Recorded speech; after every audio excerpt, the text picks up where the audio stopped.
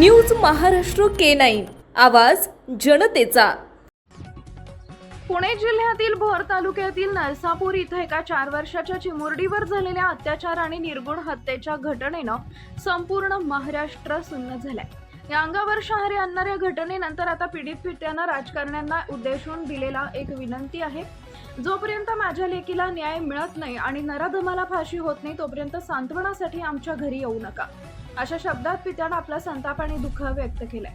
पीडित मुलीचे वडील आपल्या चिमुरडीच्या अस्थींचं विसर्जन करण्यासाठी देहू आणि आळंदी इथं गेले होते। विसर्जनाची विधी सुरू असतानाच त्यांना घरी अनेक राजकीय नेते सांत्वनासाठी येत असल्याची माहिती मिळाली। ही बातमी ऐकताच पित्याचा संयम सुटला। त्यानंतर त्यांनी अस्थी विसर्जन केल्यानंतर एक व्हिडिओ शेअर केलाय। या व्हिडिओत त्यांनी अत्यंत भावुक होऊन सर्व राजकारण्यांना हात जोडून एक विनंती केली आहे। मी माझ्या मुलीच्या अस्थी विसर्जनासाठी बाहेर असताना मला घरून फोन आले की अनेक राजकारणी सांत्वन करण्यासाठी येते, पण माझी आणि माझ्या कुटुंबाची एकच इच्छा आहे की जोपर्यंत माझ्या मुलीला योग्य न्याय मिळत नाही, त्या नराधमाला जोपर्यंत फाशी मिळत नाही तोपर्यंत कोणत्याही राजकारण्यांनी आम्हाला भेटायला आमच्या घरी येऊ नये, ही आमची नम्र विनंती आहे। जेव्हा त्या नराधमाला फाशी होईल तेव्हाच राजकारणी किंवा जे कोणी लोक असतील ज्यांना आम्हाला भेटायचं असेल आम्ही त्यांना भेटू। जोपर्यंत त्या नराधमाला फाशी होत नाही तोपर्यंत कोणत्याही राजकारण्यांनी माझ्या घरी येऊन सांत्वन करण्यासाठी येऊ नये, असं पीडित मुलीचे वडील म्हणाले।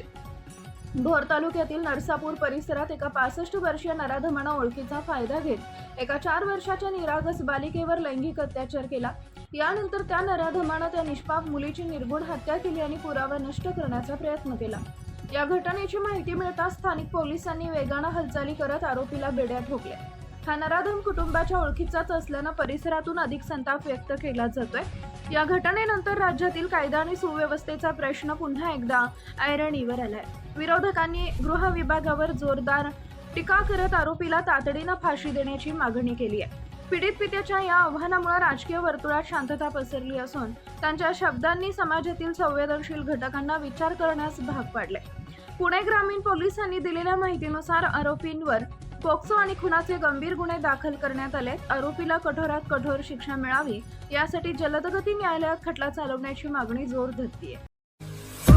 महाराष्ट्रातील महत्त्वाच्या आणि ताज्या बातम्या पाहण्यासाठी आमच्या न्यूज महाराष्ट्र K9 चॅनलला YouTube वर सबस्क्राइब करा आणि बेल आयकॉन प्रेस करा।